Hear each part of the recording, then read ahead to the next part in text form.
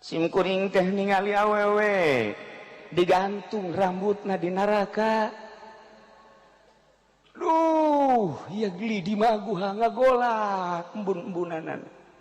Nek teh cari kumaha cek Kangjeng Nabi. Wa ra'aitu imra'atan mu'allaqatan bilisaniha wal hamim yusabbu ala halqiha. Belah dia aya awewe deui digantung letahna. Sementara cai panas dikucurkeun kana lak-lakanana. Dek teu kumaha cerikna.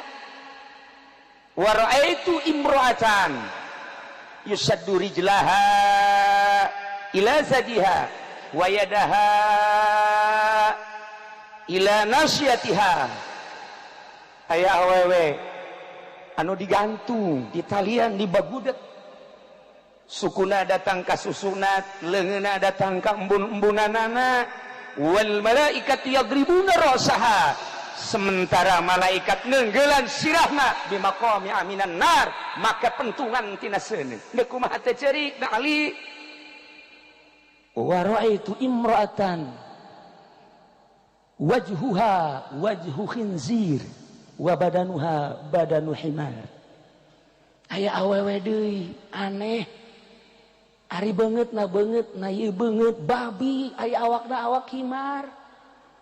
Dek kumaha teh carikna terakhir wa ra'aitu imra'atan ala suratil kalbi. Awewe rupana kos anjing bae. Kos anjing kumaha teu carikna Ali. Taqamat Fatimatu, Siti Fatimah nangtung. Kemudian Siti Fatimah teh naros ka Kangjeng Rasul. Ma amaluna, dupi amal naon eta awewe sehingga yu'adzabna bi'adzabin syadid, disiksa anu pohara jasa ya Rasulullah. Awewe anu digantung buukna, kemudian dihandapna digarang make seuneu, ieu otakna embun-embunana ngagolak seuneu. Eta adalah umat simkuring awewe anu buukna rurundayan di hareupeun salaki, di hareupeun lalaki mana bae nu lain mahram. Ari eta anu digantung lisana ya Rasulullah.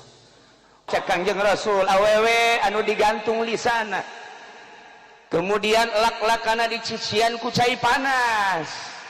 Fa innaha kanat tu'zi zaujaha.